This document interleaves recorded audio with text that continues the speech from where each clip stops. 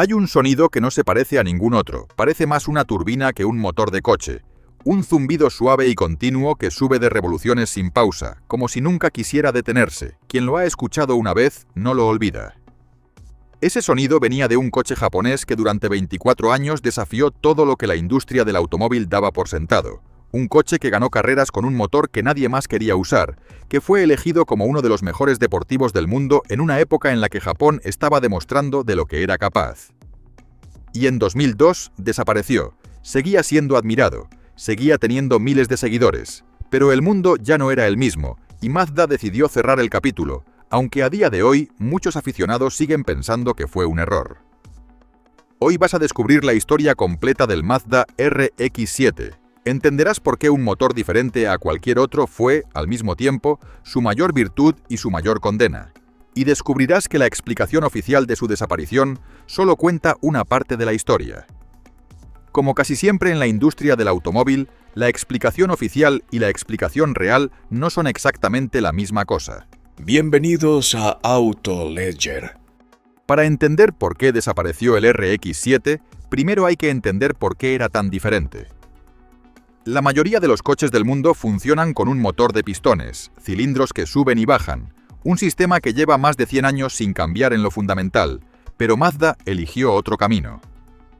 En los años 60, la empresa apostó por el motor Wankel, también llamado motor rotativo, que en lugar de pistones que se mueven arriba y abajo tiene un rotor triangular que gira dentro de una cámara ovalada.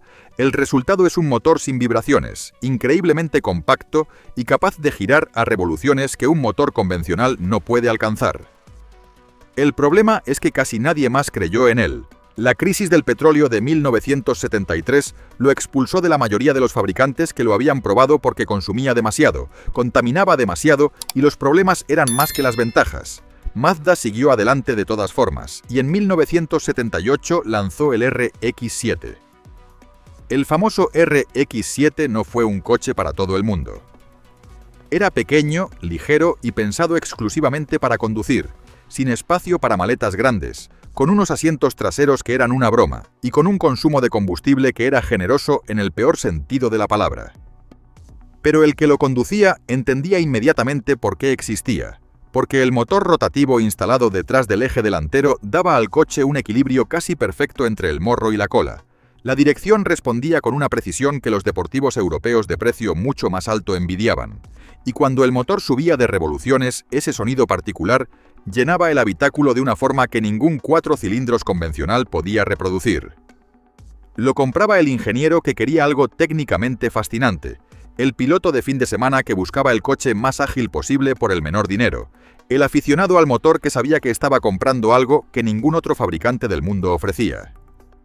Era una forma de pensar diferente sobre lo que debía ser un coche, y eso en el mercado de los deportivos de los años 80 y 90 era exactamente lo que hacía falta para destacar. En 1991, Mazda ganó las 24 horas de Le Mans con un coche rotativo, convirtiéndose en el único fabricante japonés en ganar la carrera más famosa del mundo con un motor que la mayoría de los ingenieros de la época consideraban un callejón sin salida tecnológico.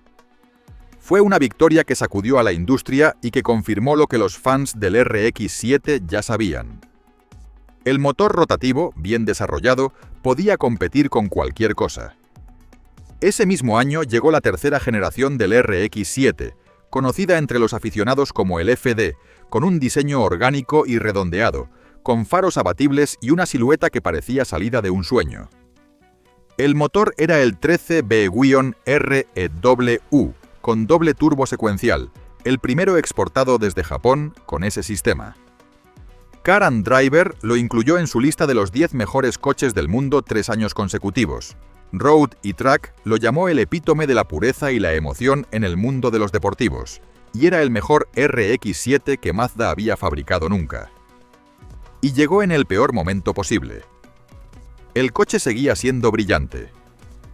Lo que empezaba a quedarse atrás era el motor. El Wankel tiene una característica que ninguna mejora de ingeniería ha conseguido eliminar del todo.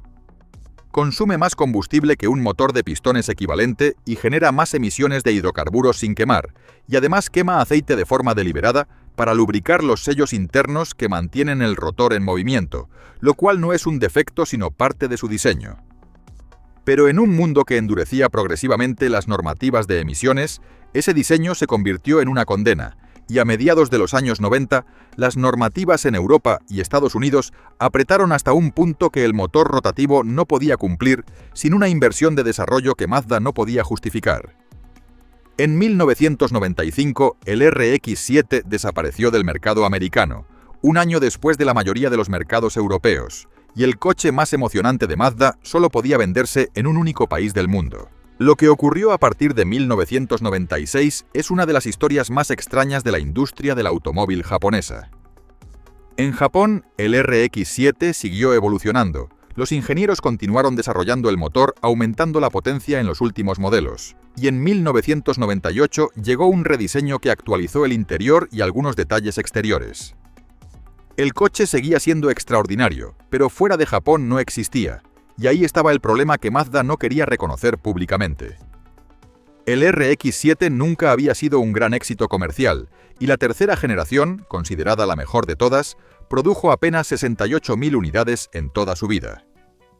Para ponerlo en perspectiva, el Toyota Celica vendía más que eso en un solo mercado en un buen año.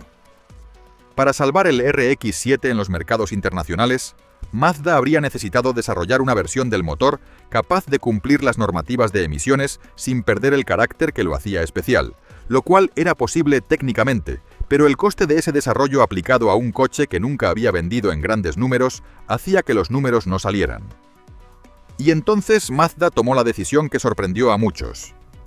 En lugar de invertir en salvar el RX-7, desarrolló un sucesor, y en 2003 llegó el RX-8 con motor rotativo pero atmosférico en lugar de turboalimentado, 189 caballos de fuerza, 4 plazas reales y un diseño con puertas traseras de apertura contraria, un coche diferente, más práctico, más accesible. Los fans del RX-7 lo recibieron con decepción, porque no tenía la misma intensidad, no tenía el mismo sonido, y en 2012 el RX-8 fue descontinuado por no poder cumplir las normativas de emisiones más estrictas. El sucesor había muerto por las mismas razones que el original, y algo en el planteamiento de Mazda no había funcionado. Hay algo que el RX-7 dejó en la cultura popular que va más allá de los aficionados al motor. En 2001, la película Fast and Furious puso un Mazda RX-7F en manos de Vin Diesel en la escena de apertura. Era el coche del protagonista, el elegido. Y en una película sobre velocidad y cultura de la calle, el director eligió el RX-7 como símbolo de lo que significaba tener el coche más deseado. Ese año, el RX-7 llevaba 6 años sin venderse en Estados Unidos. Así que un coche que ya no podías comprar nuevo, en el país donde se rodó la película, se convirtió en el objeto de deseo de una generación entera. Las búsquedas de RX-7 de segunda mano se dispararon después del estreno, los precios de los usados subieron, y una película hizo más por el RX-7 que cualquier campaña de marketing que Mazda hubiera podido diseñar, lo cual decía algo muy concreto sobre el error que la marca había cometido. La versión oficial de por qué desapareció el RX-7 es esta. Las normativas de emisiones en Europa y Estados Unidos hicieron imposible vender el coche en esos mercados, y sin esos mercados las cifras no justificaban continuar la producción. Es verdad, pero es la mitad de la historia. La otra mitad empieza mucho antes, en las decisiones que Mazda tomó durante años sobre cómo invertir en el desarrollo del motor rotativo, porque el problema de las emisiones del Wankel no era un secreto. Los ingenieros de Mazda lo conocían perfectamente. Sabían que las normativas iban a endurecerse y durante años la inversión en ese desarrollo fue insuficiente. La razón es sencilla y difícil de defender públicamente. El RX-7 nunca vendió lo suficiente para justificar el coste de resolver sus problemas. Era un coche de nicho en un mundo que se movía hacia los SUV y las berlinas prácticas. Y dentro de ese mercado ya pequeño, el RX-7 ocupaba un rincón todavía más estrecho. Las normativas de emisiones fueron la razón oficial del cierre, y la decisión real fue no invertir lo suficiente durante años en resolver un problema que todos en Mazda conocían. Un coche extraordinario con un motor que no tenía igual en el mundo murió porque la empresa que lo fabricaba nunca estuvo dispuesta a pagar el precio de mantenerlo vivo en el mercado global. Y las señales estaban ahí desde 1995, nadie las quiso ver como lo que eran. El último Mazda RX-7 salió de la línea de montaje en 2002, y antes de cerrar la producción, Mazda fabricó la Spirit R, la edición final del FD, con 1.500 unidades en 3 versiones, según el tipo de transmisión y la configuración de asientos, el RX-7 más refinado que la marca había producido, con suspensión revisada, frenos mejorados y el motor en su mejor estado de puesta a punto. Se vendieron todas antes de que terminara el año. El sucesor, el RX-8, llegó en 2003 e intentó ampliar el mercado con 4 plazas reales y un motor más civilizado. Tuvo sus seguidores, pero nunca generó el mismo vínculo emocional, y en 2012 también desapareció. Desde entonces, Mazda ha presentado varios conceptos que insinúan el regreso del rotativo. El Iconic SP en 2023, diseños que recuperan la silueta del FD, los faros abatibles, la promesa de un deportivo rotativo para el futuro, pero ninguno ha llegado a producción todavía, y cada año que pasa la pregunta se hace más inevitable. Los Mazda RX-7, especialmente los F de tercera generación, se han convertido en objetos de culto con valores que no dejan de crecer, y los ejemplares originales bien conservados, especialmente la Spirit R, alcanzan en subasta cifras que habrían parecido imposibles cuando el coche se descontinuó.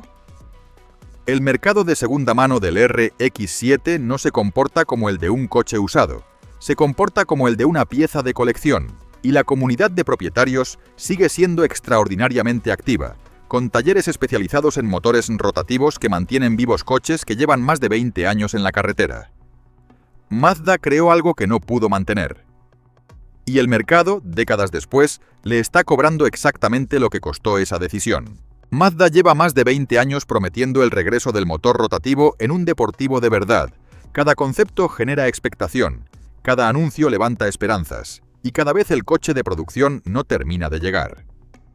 El RX-7 demostró que un motor completamente diferente al de todos los demás podía ser extraordinario, que la rareza bien ejecutada podía convertirse en virtud, y que había compradores dispuestos a aceptar las exigencias de algo único a cambio de una experiencia que ningún otro coche podía dar.